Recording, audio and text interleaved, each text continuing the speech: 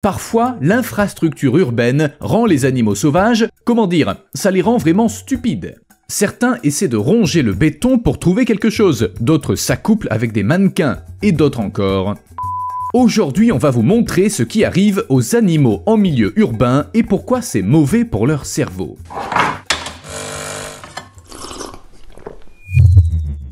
Oui, c'est bien ce que vous croyez, cet écureuil est coincé dans un mur, c'est vraiment pas une lumière. À une époque, les écureuils se sentaient chez eux dans la forêt. Mais avec l'arrivée des humains, qui ont transformé la forêt en une ville animée, les écureuils ont dû s'adapter à la vie urbaine. Est-ce que ce changement leur a été bénéfique? C'est difficile à dire. Bon sang, il n'y a pas de noix ici. Arrête de ronger le bâtiment, vermine. Va-t'en. Vivre en ville a ses avantages. Il y a de la nourriture partout et les maisons humaines font d'excellents abris, chauffés qui plus est. Le problème, c'est que parfois, les écureuils sont trop sûrs d'eux. L'écureuil de cette vidéo a tenté de traverser le mur et il y est resté coincé. Heureusement, un peu plus tard, une fois la caméra éteinte, il a réussi à en sortir. Mais qu'est-ce qu'il faisait là? Eh bien, il avait peut-être senti de la nourriture. Et c'est pas la seule histoire de ce genre. Regardez ce bébé écureuil qui a été sorti d'une bouche d'égout à Munich en Allemagne. Sans l'aide des humains, cette histoire se serait mal terminée. Selon les témoins, il était resté coincé à cause de son énorme arrière-train. Cet écureuil a été sauvé en Angleterre après être resté coincé dans une mangeoire. Et cette pauvre bête coincée dans une poubelle de Boston a dû être enduite de beurre pour pouvoir passer par le trou. On trouve des écureuils partout. Et partout, ils s'attirent des ennuis à cause de leur curiosité et de leur excès de confiance. Parfois, leurs problèmes peuvent être de nature assez délicate. Mais pourquoi les écureuils agissent ainsi? C'est comme s'ils étaient devenus idiots et qu'ils ne se rendaient plus compte que certains trous sont trop petits pour eux. Comme toujours, l'homme est en partie responsable. D'abord, les écureuils des villes sont plus gras que les écureuils des forêts car les gens les nourrissent. Le risque de se retrouver coincé est donc plus élevé pour eux en raison de leur taille. Ensuite, la ville regorge de sources de nourriture, poubelles, mangeoires, boîtes, canettes. Les écureuils savent qu'il y a de la nourriture partout. Ils explorent tous les recoins, au risque de se retrouver coincés dans les endroits les plus improbables. Les écureuils étant de petits animaux au métabolisme rapide, ils ont besoin de manger en permanence. Dans la nature, ce problème n'existe pas, car il n'y a pas d'endroit où ils peuvent se coincer. Les écureuils vivent dans les arbres, ils sautent d'une branche à l'autre, ils se nourrissent d'aliments naturels et ils n'ont aucune idée des difficultés auxquelles doivent faire face leurs congénères citadins. Est-ce qu'on peut vraiment qualifier les écureuils des villes d'idiots? Il faut tenir compte d'un facteur crucial. Comme les humains, les animaux possèdent une personnalité. Les écureuils peuvent être courageux, intelligents ou au contraire pas brillants, timides, agressifs ou encore curieux, et ces traits de caractère façonnent leur vie. En outre, le comportement des animaux est influencé par les humains avec lesquels ils interagissent. Une étude a montré que les écureuils japonais vivant dans les zones les plus peuplées étaient moins doués que les autres pour résoudre des énigmes dont la récompense était de la nourriture. Mais les scientifiques considèrent que ces animaux n'agissent pas vraiment de manière idiote. Simplement, leur comportement est étroitement lié à leur environnement. S'adapter à la vie urbaine peut être un véritable défi. Prenons les cerfs par exemple. Je pense que cette vidéo se passe de commentaires. Un habitant du Wisconsin a capturé une vidéo hilarante montrant un cerf confus qui tente de s'accoupler avec un décor de jardin en bois. Croyez-le ou non, mais partout où il y a des cerfs, de telles scènes se produisent. Et vous savez quoi? Les élans aussi sont de la fête. Mais pourquoi? Enfin, ils font pas la différence entre une femelle de leur espèce et une statue. Le problème, c'est que pendant la saison des amours, les cerfs, Pas la peine de prendre des gants, ils deviennent fous. La saison des amours du cerf de Virginie, le rut, dure environ 3 semaines. Le problème, c'est que les femelles ne sont fécondes que pendant 72 heures, ce qui impose aux mâles un emploi du temps très tendu. Comme la période de fécondité des différentes femelles varie légèrement, les mâles sont constamment en mouvement, parcourant de longues distances pour trouver une partenaire. Avec seulement 72 heures par femelle et 3 semaines au total, les cerfs n'ont pas le luxe de vérifier si ce qui se trouve devant eux est bien vivant ou s'il s'agit d'une statue. Ils s'accouplent en vitesse, puis ils repartent à la recherche de la prochaine occasion. Certains affirment que les mâles sont tellement occupés pendant la saison des amours qu'ils ne prennent même pas le temps de se nourrir. Cependant, la plupart des chercheurs ne sont pas d'accord. Les cerfs mangent, mais moins que d'habitude, ce qui peut leur faire perdre 20 à 25% de leur poids pendant la saison des amours. Ça représente 13 à 18 kilos. De plus, la testostérone les rend plus confiants et plus actifs, et plus audacieux, au point de chercher l'amour auprès d'une statue en bois. Ce faon croit qu'il est bien caché et que personne ne peut le repérer, mais il y a un hic. Il est allongé au milieu de la route. Et ce genre de choses se produit souvent. Regardez, un autre faon, lui aussi a décidé de se coucher à l'endroit le plus inapproprié qui soit. En été, les autorités demandent aux gens de ne pas toucher les fans, même si leur mère n'est pas à proximité. Les fans de cerfs de Virginie naissent en mai-juin et chaque année, d'innombrables appels parviennent aux autorités concernant des fans abandonnés. Mais en réalité, c'est presque jamais le cas. Après la mise bas, le faon est incapable de suivre sa mère pendant les 5 à 7 jours qui suivent. Pendant cette période, il est normal de voir un faon recroquevillé sur le sol, caché dans l'herbe ou les arbustes, mais ce comportement naturel est à l'origine de problèmes. Les cerfs fréquentent souvent la proximité des villes, et leur comportement est parfois étrange. Ils essaient de se cacher comme la nature le leur a enseigné, mais l'environnement non naturel les perturbe. Par exemple, un faon roux sur une chaussée grise s'en détache nettement, étant vivement coloré.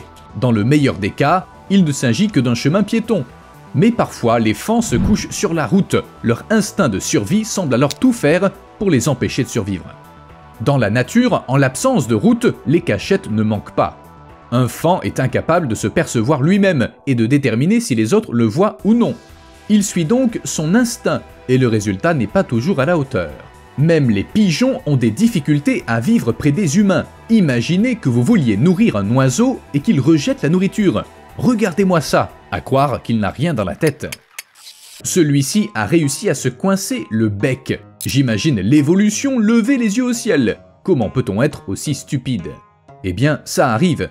Ces pigeons sont aspirés par le grain et ils ne font rien pour s'en extraire. Ils ne semblent même pas se rendre compte de ce qui leur arrive. Bien sûr, tout n'est pas à mettre sur le compte de leur stupidité. Comme pour les autres animaux, il arrive qu'on ne comprenne pas pourquoi ils agissent d'une certaine façon. On a déjà mentionné les nids absurdes que construisent les pigeons, mais ça n'a rien de stupide, c'est simplement le reflet de leur comportement naturel. Leurs ancêtres nichaient dans les rochers, ils n'ont donc jamais eu besoin de faire des nids en bonne et due forme. Alors pourquoi commencer maintenant? Le comportement de ces oiseaux est régulièrement surprenant. À première vue, il est difficile de croire que les pigeons sont plus intelligents qu'ils n'en ont l'air. Bien sûr, ils sont loin d'être aussi intelligents que les corneilles et les pies, mais les chercheurs ne sont pas d'accord avec l'idée que les pigeons sont idiots.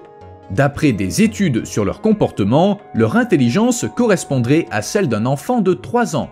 Et une étude d'Edward Wasserman, dans laquelle des pigeons ont été soumis à différents tests d'intelligence, a montré qu'ils peuvent être plus intelligents que les chats. C'est quand même difficile à croire. Une autre étude a montré que les pigeons ont la capacité de se souvenir des visages des gens et de les associer à la nourriture, et ils s'en souviennent longtemps. Cette vidéo montre un pigeon qui résout un problème de type boîte et banane. Il lui faut à peine 1 minute pour comprendre que pour obtenir la nourriture, il doit déplacer la boîte, puis grimper dessus. Mais alors, pourquoi les pigeons semblent être stupides? C'est peut-être parce qu'ils sont très nombreux et qu'on en voit partout.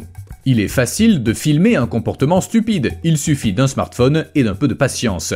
En fait, c'est à cause de nous que les pigeons ont cette réputation. Si l'on y réfléchit, tous les animaux font des bêtises de temps en temps, mais en général, on n'est pas là pour le filmer. On dit que les animaux sont idiots, rigolos, qu'ils font des choses bizarres. Moi, je trouve qu'il y a plein de gens qui sont beaucoup plus bêtes que des animaux. Tu as fini? Oui, j'ai fini. Alors passons à la suite. Les bovins sauvages sont un symbole de liberté. Ils ont des cornes énormes et effrayantes. Oui, je sais, c'est que des vaches écossaises. Faites pas attention, c'est pour illustrer. Je disais donc, des cornes effrayantes, redoutées par les prédateurs et même les autres herbivores. Les vaches domestiques, elles, c'est plutôt le genre « je suis coincé dans ma propre mangeoire parce qu'une autre vache m'a poussé, à l'aide !» En fait, tous les types de mangeoires peuvent se transformer en piège pour une vache.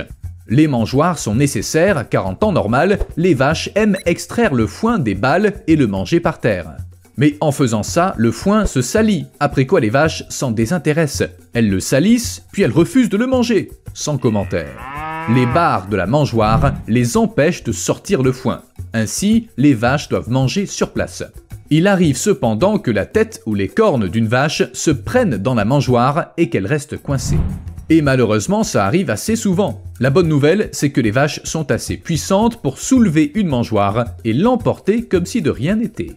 Même sans barreau, une mangeoire peut constituer un danger. Une vache peut y tomber, comme dans la vidéo, et ses pattes trop hautes l'empêchent alors d'en sortir. Ça rappelle un peu une tortue. Il y a quand même une légende urbaine qui dit que si on s'approche furtivement d'une vache et qu'on la pousse, elle pourra pas se relever. Comme celle qui est tombée dans la mangeoire. Malgré toutes ces tentatives, l'animal n'a jamais réussi à en sortir, et les autres vaches n'étaient pas d'un grand secours. Elles se contentaient d'observer cette situation ridicule. Sauf la vache qui l'avait poussée. C'était peut-être une adepte de l'activité appelée poussage de vache. Oui, ça a l'air idiot, mais je vous rappelle que c'est une légende urbaine. Selon elle, à une époque, les gens des campagnes s'amusaient à ça car ils n'avaient rien d'autre à faire. Bien sûr, c'est un stéréotype. L'idée du poussage de vache date des années 1970, mais l'idée que ces animaux puissent être incapables de se relever après être tombés remonte à l'Empire romain. Il existe même des tableaux indiquant à quel endroit et à quel angle il faut exercer une pression pour faire basculer une vache. Mais en réalité, les vaches se couchent souvent et elles peuvent se relever sans problème, à moins d'être malades ou blessées. Des études scientifiques ont même été menées pour déterminer la faisabilité théorique de faire basculer une vache. Oui, c'est ce que font certains scientifiques. Les résultats sont pas homogènes, mais la conclusion est qu'il est difficile de surprendre une vache, et compte tenu de son poids, un être humain seul serait incapable d'en faire tomber une. On estime qu'il faut une force de 3000 à 4000 newtons pour y arriver, soit au moins 4 personnes. 4 personnes ou une vache, comme on l'a vu. Sans le vouloir, elle a apporté de l'eau au moulin d'une légende urbaine. Une légende assez populaire d'ailleurs. Même le film Cars y fait référence.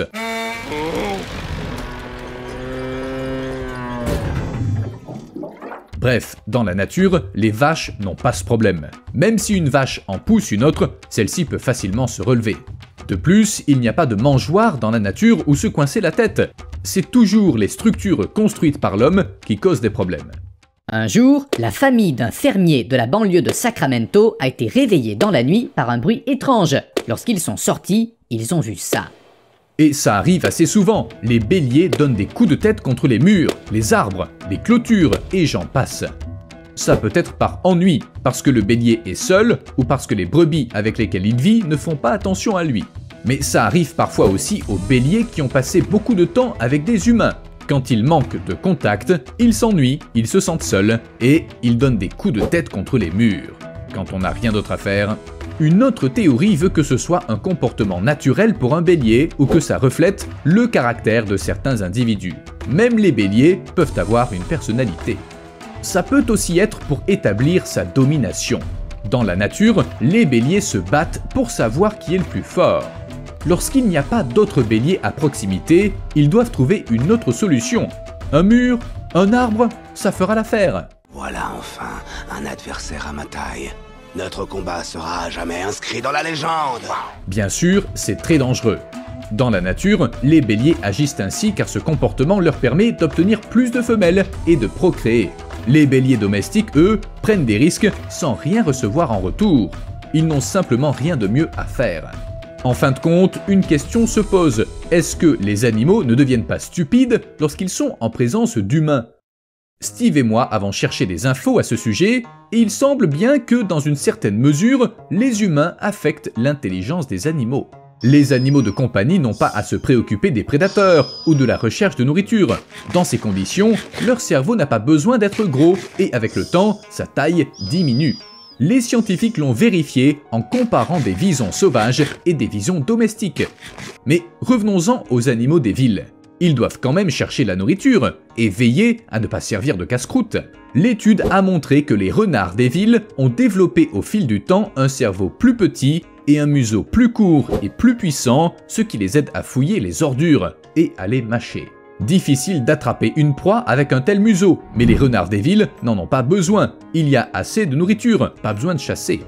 Les chercheurs ont aussi constaté que les renards des villes avaient un cerveau plus petit et qu'ils étaient donc sans doute moins rusés. Dans la nature, les renards parcourent de longues distances à la recherche de nourriture et ils doivent se souvenir de leurs itinéraires. Les renards des villes, eux, peuvent se contenter d'attendre près de poubelles où les gens jettent leurs restes. Ils ont peu d'efforts à faire pour se souvenir du chemin à prendre. Et la même chose semble s'appliquer à d'autres animaux des villes. Les requins de Floride sont pas exactement des animaux des villes comme les autres, mais leur contact avec des humains ne leur ont pas fait que du bien. Des témoins ont observé des comportements bizarres chez ces requins. Ils nageaient autour d'objets invisibles, ils s'approchaient des gens alors qu'ils les évitaient jusque-là, etc. Tout s'est éclairé quand on a découvert que les requins consommaient certaines substances illégales déversées dans l'océan par des criminels. Pas étonnant que ça ait eu un tel effet sur leur comportement. L'opération ratée Lionne de Berlin. À Berlin, une vaste opération de police a été menée récemment pour repérer ce que l'on pensait être une lionne errant dans les rues de la capitale. Des chars ont été mobilisés, ainsi que des voitures blindées et des tireurs d'élite armés de fléchettes tranquillisantes. Vous imaginez la scène. Devinez quoi? Après 30 heures de recherche, les experts ont vérifié les images des caméras de surveillance et ils ont découvert qu'il ne s'agissait pas d'une lionne, mais d'un sanglier. La loutre de mer échappe à la capture. Vous vous souvenez de cette loutre de mer agressive qui volait des planches de surf? Eh bien, on n'a toujours pas réussi à l'attraper. Et l'animal gagne des fans de jour en jour, les gens venant l'observer prendre des bains de soleil sur le rivage rocheux, plonger dans l'eau et manger des crabes. Mais les fréquentes tentatives de capture l'ont rendue méfiante et le mauvais temps n'aide pas. La coupable est donc toujours en fuite. J'ai rejoint son fan club. À plus.